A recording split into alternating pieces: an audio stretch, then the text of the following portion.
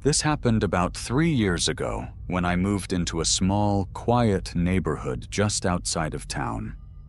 The houses were old but well maintained, and most of my neighbors were elderly couples who had lived there for decades.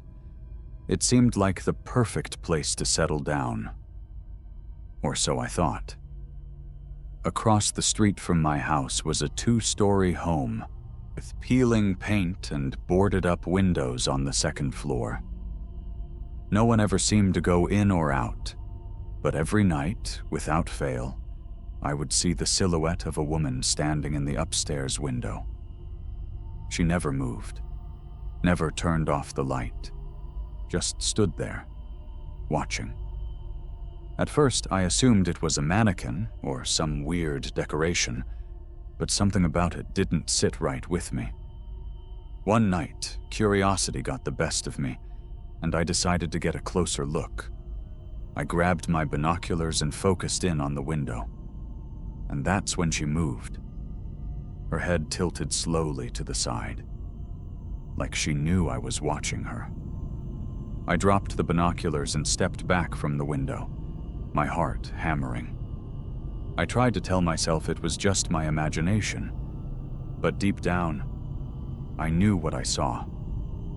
The next morning, I brought it up to one of my neighbors, an older man named Mr. Calloway. His face went pale. "Daniel, that house has been empty for years." I felt my stomach drop. "What do you mean?"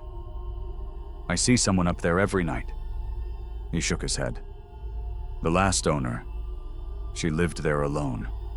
They found her body upstairs, still standing at the window. That was nearly 20 years ago." I didn't know what to say. I tried to rationalize it, convince myself that maybe some squatter had moved in, but that night, as I lay in bed, I felt a deep unease settle over me. At exactly midnight, I woke up. I don't know why, I didn't hear anything, didn't have a nightmare, just a strange, suffocating feeling. Then my phone buzzed. A single message from an unknown number. "Why did you stop watching?" I didn't move. I didn't breathe. My hands shook as I gripped the phone. Then another buzz. A picture. It was my house, taken from her window. I never looked at that house again. But it didn't stop there. Every night, I would hear tapping on my window. Soft, rhythmic knocks, just loud enough to wake me up. I started sleeping with the curtains drawn, but the knocking continued. Sometimes it sounded like fingers drumming against the glass. Other times, it was slow and deliberate, like nails scraping across the surface. One night, I worked up the courage to peek through the blinds. There was nothing there. But when I turned around, my phone lit up again.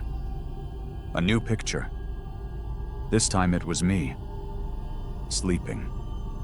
I called the police, but by the time they arrived, there was no sign of forced entry, no footprints outside my window, no evidence of a break-in. They dismissed it as a prank, but I knew better. I started keeping all my doors locked, double-checking the windows before I went to bed. I even bought security cameras. But every night, at exactly midnight, I would wake up to that suffocating feeling. One night, I decided to set up my phone to record while I slept. I placed it on my nightstand, camera facing the window, and let it run overnight. The next morning, I hesitated before checking the footage. At first it was nothing, just hours of me sleeping, shifting slightly in bed. Then, at 12:03 a.m., the window latch moved. It unlocked itself. The window slid open inch by inch, with no one there to push it. Then, at 12:05 a.m., the closet door in my room creaked open. And from the darkness, a face emerged. Pale, hollow eyes, lips pulled back in a grotesque grin. Watching me. I slammed my laptop shut and ran out of my house. I didn't stop running until I was halfway down the block, panting and shaking. That was the last night I spent in that house. I moved out the next day, breaking my lease and leaving almost everything behind. I didn't care about the money. I just needed to get away. The house is still there, still abandoned. And sometimes, when I drive past that old neighborhood, I swear I see a figure standing in that upstairs window, watching, waiting for someone else to notice her.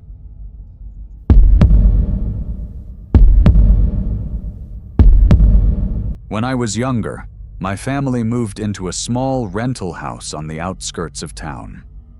It wasn't much, just a single-story home with peeling paint and a drafty attic. My parents got a good deal on it, and at the time, we weren't in a position to be picky. It had a weird, unfinished basement, cold, damp, and filled with cobwebs. My parents used it for storage, and I avoided it as much as possible. Something about it always felt off. The house had its quirks. The floors creaked at night, the walls seemed to whisper when the wind blew, and the plumbing groaned like something was living inside the pipes. But we chalked it up to the house being old. That's just what old houses do, right? Then, the knocking started. It was subtle at first, barely noticeable over the hum of everyday life. A soft, irregular tapping, like the distant echo of a dripping faucet. It wasn't until I was home alone one afternoon that I really heard it. I was sitting in the living room watching TV when I felt a faint vibration beneath my feet. Knock, knock, knock, pause, knock, knock. It wasn't a rhythmic sound like the house settling. It was deliberate, intentional. I turned off the TV and listened, my heart pounding. The sound came from under the floorboards. I told myself it had to be the pipes, or maybe some kind of rodent trapped under the house. But I couldn't shake the feeling that it was neither. It happened again the next night, and the night after that.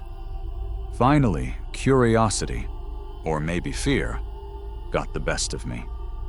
I grabbed a flashlight and headed down into the basement. The air down there was thick, stale. The single light bulb flickered overhead, casting long, eerie shadows across the exposed wooden beams. The sound was louder here, more distinct. Knock, knock, knock, pause, knock, knock. I followed the sound to the far end of the basement, where an old wooden workbench stood against the wall. Beneath it, the cement floor was covered in a thin layer of dust. But then I saw it. Something that made my stomach tighten into a knot. A hole. No bigger than a dinner plate. It looked like it had been there for years, but I had never noticed it before. And sticking out from that hole was a set of fingers. They were pale, thin, motionless. The fingernails were long and dark, as if they had been buried for decades. My breath caught in my throat. I couldn't move, couldn't scream.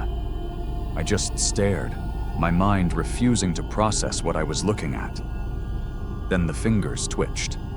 I stumbled backward, knocking over a pile of old boxes. The sound echoed through the basement, but I didn't care. I scrambled up the stairs, slammed the basement door shut, and locked it. My hands were shaking so badly I could barely hold my phone as I called my dad. He heard the panic in my voice and was home within minutes. Armed with a crowbar, he marched down to the basement, expecting to find a squatter or some kind of animal. But when he came back up, his face was pale. "There's nothing there," he said. "No hole, just solid floor." I didn't believe him. I ran past him and yanked open the basement door. The workbench was still there, the old light bulb still flickering. But the hole was gone. The floor was smooth, untouched, like it had never been disturbed. We moved out 6 months later. My parents never mentioned the incident again, but I never forgot. I could still feel the cold sweat on my skin, the way the fingers twitched in the dim light. Years later, curiosity got the best of me. I looked up the history of that house. It used to belong to a man named Walter Keene, who mysteriously vanished in the 1960s. The police suspected foul play, but no body was ever found. His wife claimed he had left in the middle of the night, but neighbors swore they had heard strange noises coming from the house for weeks before he disappeared. I think I know where he went. And sometimes, when I lie awake at night, I still hear it. Knock, knock, knock, pause, knock, knock. I wish I could say that was the end of it, that the story stopped there. But the truth is, it followed me. Even after we moved, I kept hearing things, small, almost imperceptible taps on my bedroom wall, like someone was testing the space between. At first, I chalked it up to paranoia, but then things started going missing. Small things. My keys, a single sock, a book I was sure I had left on my nightstand. I would find them days later in the strangest places, tucked under furniture or buried in the back of drawers. Then, one night, I woke up to the sound of tapping again. This time it was coming from my closet. I sat up, my chest tight, my breath caught in my throat. The room was silent except for that sound. Faint, deliberate, patient. I reached for my phone, its screen casting a dim glow over my bed. The tapping stopped immediately. I didn't sleep that night. I told myself it was my imagination, that I had let my childhood fears get the better of me. But deep down, I knew better.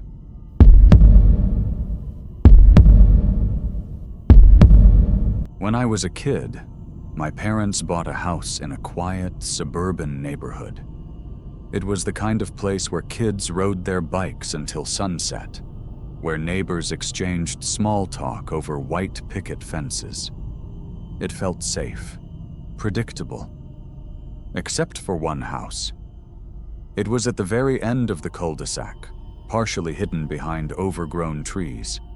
The paint was peeling in long, curling strips, like dead skin.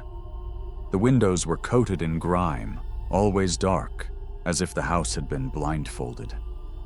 The grass in the front yard was knee-high, and the mailbox hung open, stuffed with yellowed letters that no one ever collected. But the strangest part? No one ever talked about it. I was around 10 when I first asked my dad who lived there. He barely looked up from his newspaper and muttered, "No one. That house has been abandoned for years." But I knew that wasn't true, because at night the porch light would flicker on, casting long shadows over the cracked steps. Some nights I saw figures moving behind the curtains, just quick, barely there glimpses of something shifting inside. I told myself it was a trick of the light, a shadow from the trees, but deep down, I knew better. Then, there was the night I decided to get closer. It was late, probably close to midnight. The moon hung low, casting an eerie glow over the neighborhood. I wasn't supposed to be outside, but I had convinced myself I needed to see it up close. Just once. Just to prove to myself that I wasn't imagining things. I rode my bike towards the house, the wheels crunching softly over the pavement. As I got closer, my stomach clenched. The front door was slightly open, swaying just a little in the wind. Inside, I saw him. A man stood just beyond the threshold, deep in the shadows of the hallway.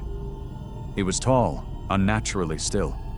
I couldn't make out his face, but I could feel his eyes on me, watching. A cold wave of fear crawled up my spine, Every instinct in my body screamed at me to move, to leave. But I was frozen, staring back at him like a deer caught in headlights. And then, he stepped forward. I bolted. My feet barely touched the pedals as I sped back home, heart hammering in my chest. I didn't look back. I couldn't. I swerved into our driveway, ran inside, and slammed the door behind me. I told my parents what I had seen, expecting them to be alarmed. But they exchanged a look, an uneasy one, before my dad finally said, "You must have imagined it. That house has been boarded up for years." I shook my head violently. No, it wasn't. The door was open. I saw someone inside. But they wouldn't believe me. The next morning, I rode my bike to the end of the street again, desperate to prove I wasn't crazy. The house was different. The door was now completely sealed, covered in thick wooden boards that looked old, weathered, as if they had been there for years. The mailbox was gone, the windows entirely blacked out. It looked untouched, like nothing had ever happened. We moved away a few years later. Life moved on, and I stopped thinking about it. The memory faded, buried under school, work, and the passage of time. Until recently. Out of curiosity, I searched my childhood neighborhood on Google Maps. I scrolled through the streets, feeling nostalgic as I recognized old landmarks. And then, I got to the end of the cul-de-sac. The house wasn't there, not boarded up, not abandoned, just gone, like it never existed. There was no overgrown yard, no peeling paint, no remnants of what I remembered. The space where it should have been was now an empty lot, covered in smooth grass.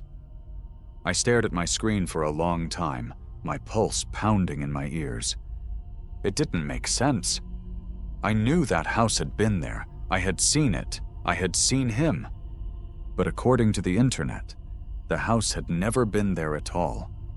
And I don't know what terrifies me more, that it disappeared, or that maybe, just maybe, it was never supposed to be there in the first place.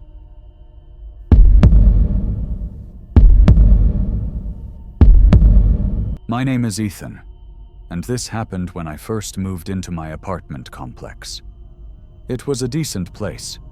Nothing fancy, but affordable, which was what I needed at the time.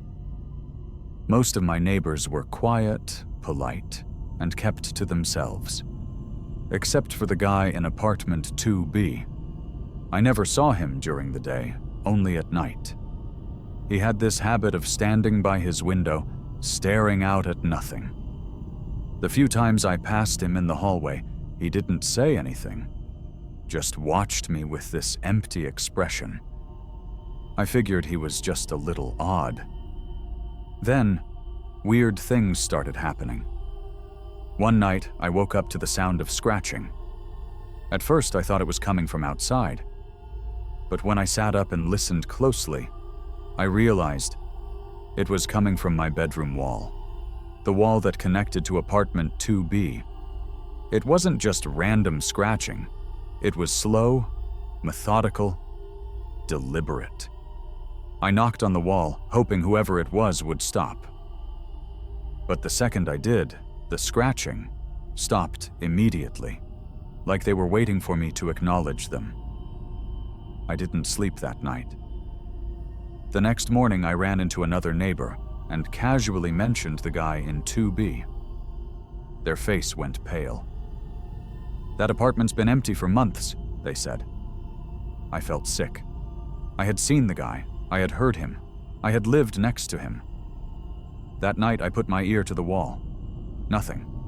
No scratching. No movement. I almost convinced myself it had been my imagination. Until the next morning, when I woke up to find deep scratches on my side of the wall. And in the center, carved in uneven letters, "I know you hear me." That was when the paranoia set in. I started avoiding my own bedroom at night, keeping the lights on even though they didn't make me feel any safer. My ears were always tuned in, waiting for another sound from that wall. But for a few nights, nothing happened.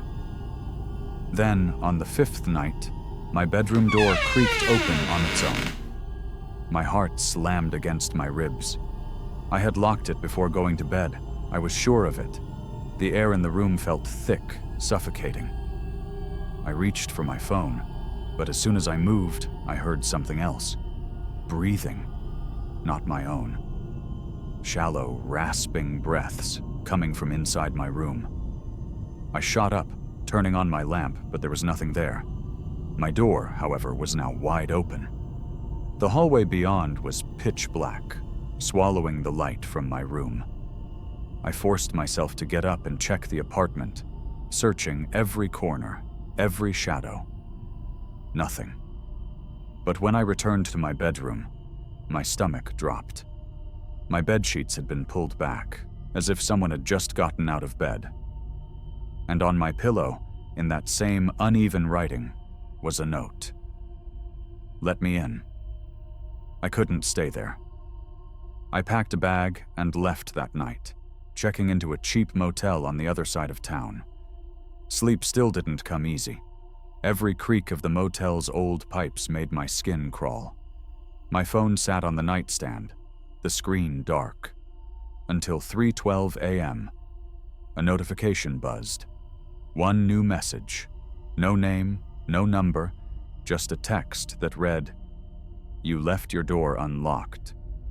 I never went back to that apartment. I broke my lease, forfeiting my deposit. When I returned to gather my things, I brought a friend with me. Daylight streamed in through the windows, making everything feel absurdly normal. But something was off. The door to apartment 2B was slightly open. I swear I hadn't noticed it before.